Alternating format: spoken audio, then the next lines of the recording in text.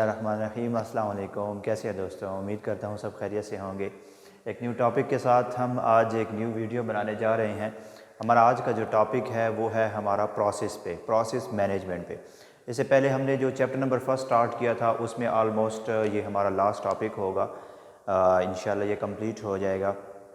Process management इससे पहले हम पढ़ चुके हैं वहाँ पे, लेकिन वो प्रोसेस मैनेजमेंट जो एक दो वीडियो पहले हमने एक दो लेक्चर में हमने डिस्कस किया था वो था टाइम के हवाले से कि हमारा रैम जो है या हमारी ऑपरेटिंग सिस्टम जो है जो उसका फंक्शन था प्रोसेस मैनेजमेंट, वो कैसे मैनेज करेगा कम से कम टाइम के अंदर यूज़र के लिए ज़्यादा से ज़्यादा प्रोसेस को एग्जीक्यूट करना।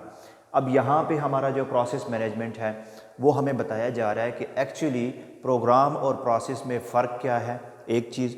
दूसरा हमें वो ये बताएगा कि हमारा जो प्रोसेस है वो हार्ड डिस्क या मतलब हमारा कोई भी स्टोरेज मीडिया है वहाँ से निकल के एग्जीक्यूशन स्टेट तक जो जाएगा, कितनी स्टेट से वो मतलब गुज़र के जाएगा और कितनी स्टेट के अंदर हमारा एक सिंगल प्रोसेस कंप्लीट होगा।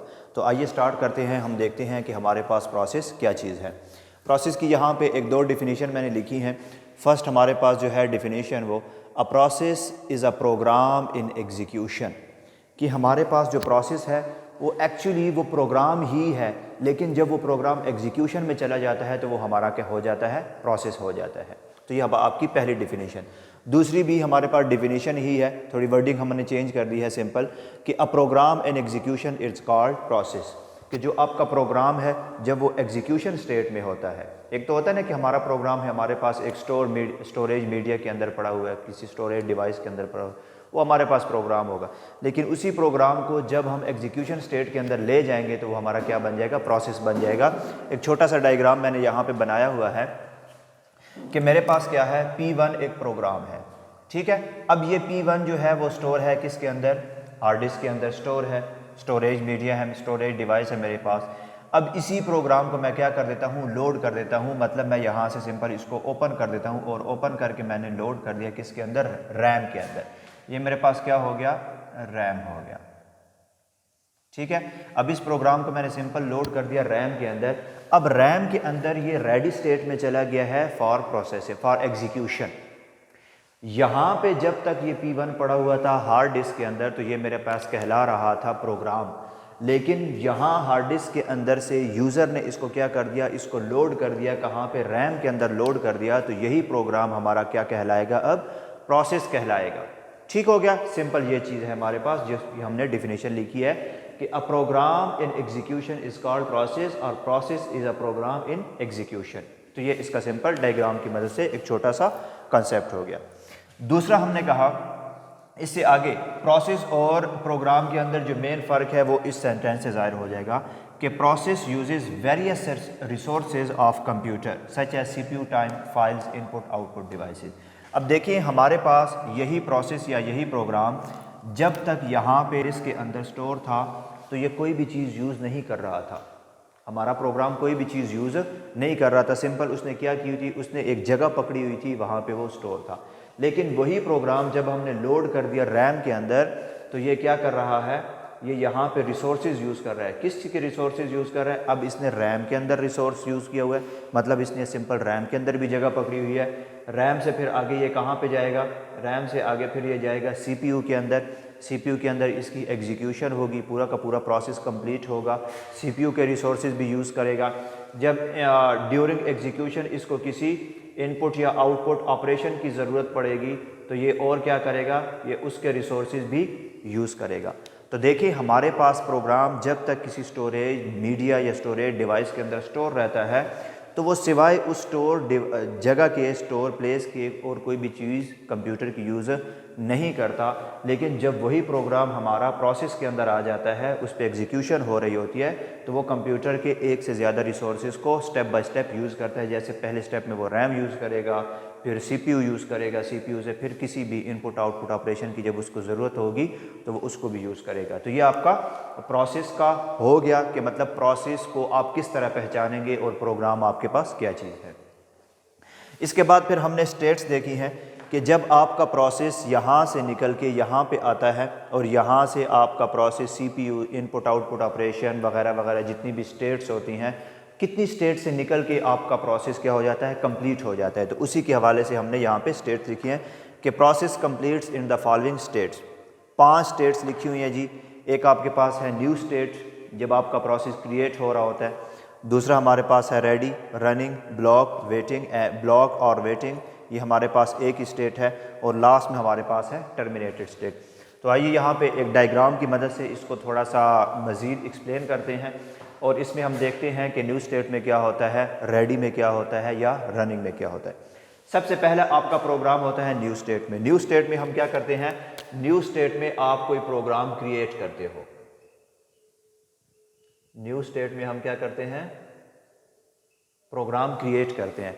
फॉर एग्जांपल मेरे पास C++ का अगर एक कोई प्रोग्राम है तो मैं यहाँ पे C++ के प्रोग्राम के अंदर मैं क्या करूँगा, मैं उसकी कोडिंग करूँगा। जब उसकी कोडिंग होगी तो इट मीन्स कि मैं उसको क्या कर रहा हूँ, उसको क्रिएट कर रहा हूँ और ये मेरे पास होगी न्यू स्टेट।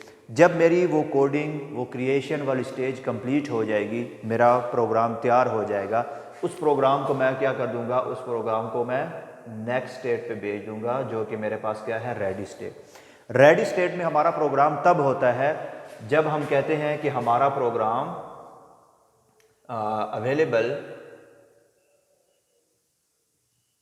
इन रैम। जब हमारा प्रोग्राम रैम के अंदर पहुंच जाता है, जैसे यहाँ पे हमने देखा कि प्रोग्राम हार्ड डिस्क से लोड होकर कहाँ पे आ गया, रैम के अंदर आ गया।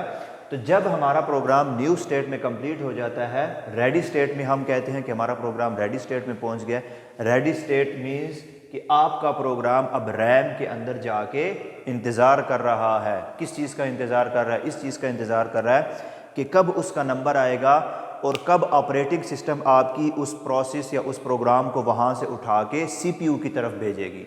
तो हम कहते हैं कि न्यू स्टेट जहाँ पे हम प्रोग्राम क्रिएट करते हैं, न्यू स्टेट से रेडी। रेडी स्टेट में हम कब कहेंगे कि जब हमारा वो प्रोग्राम क्रिएशन के बाद रैम के अंदर लोड हो जाता है, रैम के अंदर पहुँच जाता है, तो हम कहते हैं कि ये प्रोग्राम अब हमारा रेडी स्टेट के अंदर है। रेडी स्टेट से फिर हम अपने प्रोग्राम को भेजते हैं कहाँ पे, रनिंग स्टेट के अंदर।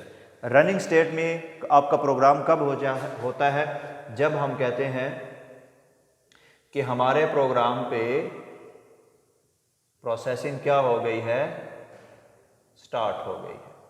जब हमारे प्रोग्राम पे प्रोसेसिंग स्टार्ट हो जाती है, हम कहते हैं हमारा प्रोग्राम इस वक्त एग्जीक्यूशन या रनिंग स्टेट में है और CPU को असाइन हो चुका होता है। दूसरा मैं पॉइंट यहाँ पे लिख रहता हूँ कि हम कब कहेंगे कि हमारा प्रोग्राम रनिंग स्टेट में है, जब हमारा programme assign to CPU।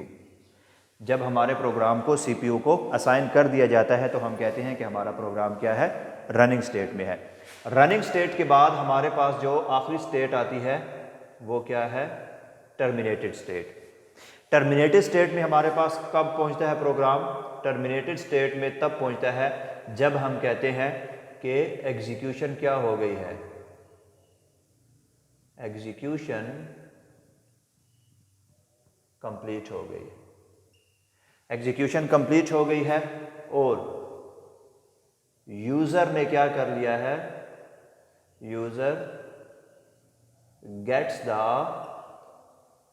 Output. User को आउटपुट मिल गया है तो हम कहते हैं कि हमारा प्रोग्राम क्या हो गया, हमारा प्रोग्राम कंप्लीट हो गया और वो टर्मिनेटेड स्टेट में पहुंच गया है।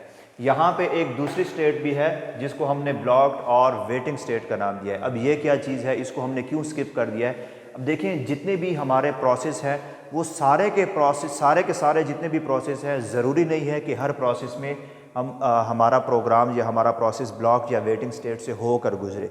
कुछ प्रोसेस ऐसे होंगे जो इन 4 स्टेट्स में क्या हो जाएंगे, कंप्लीट हो जाएंगे। लेकिन कुछ प्रोसेस ऐसे होंगे जब आपके प्रोग्राम के अंदर कोई एरर आ जाता है, जब आपके प्रोग्राम को किसी इनपुट आउटपुट ऑपरेशन की ज़रूरत होती है, तो फिर आपका प्रोग्राम क्या करता है, फिर आपका प्रोग्राम रनिंग स्टेट से आ जाता है ब्लॉक या वेटिंग स्टेट में। ब्लॉक या वेटिंग स्टेट में हमारा प्रोग्राम कब आएगा, यहाँ पे मैं सिंपल लाइन लिखता हूँ, तब आएगा या हम तब अपने प्रोग्राम को ब्लॉक्ड और वेटिंग स्टेट में कहेंगे कि जब मेरे प्रोग्राम को ज़रूरत होगी, need any input output operation. मेरे प्रोग्राम को किसी इनपुट आउटपुट ऑपरेशन की ज़रूरत होगी तो मेरा प्रोग्राम ब्लॉक या वेटिंग स्टेट में होगा। दूसरा, मेरा प्रोग्राम कब ब्लॉक या वेटिंग स्टेट में आएगा?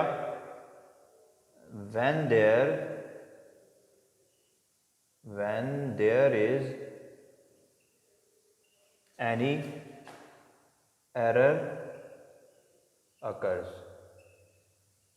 जब मेरे प्रोग्राम के अंदर कोई एरर वगैरह आता है तो मेरा प्रोग्राम रनिंग स्टेट से कहाँ पे आ जाता है? रनिंग स्टेट से ब्लॉक या वेटिंग स्टेट में आ जाता है। हम अपने प्रोग्राम से एरर वगैरह क्या कर देते हैं? रिमूव कर देते हैं। या हम अगर मेरा इनपुट आउटपुट ऑपरेशन की वजह से ब्लॉक या वेटिंग स्टेट में आए तो हम क्या कर देते हैं? एज ए यूज़र हम वहाँ से इनपुट या आउटपुट ऑपरेशन दे देते हैं।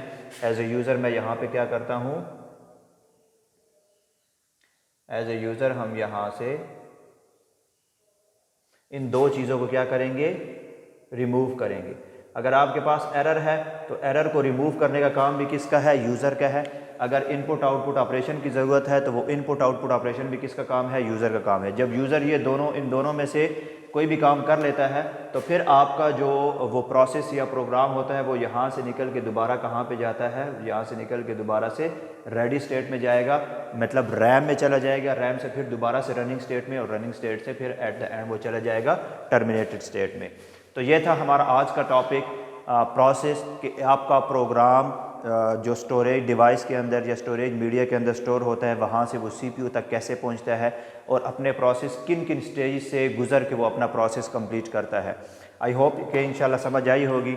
अगर फिर भी इस टॉपिक में या कहीं भी कोई मसला हो तो आप हमें कमेंट्स में बता सकते हैं ताकि हम मज़ीद इसको क्लियर कर सकें। Thank you.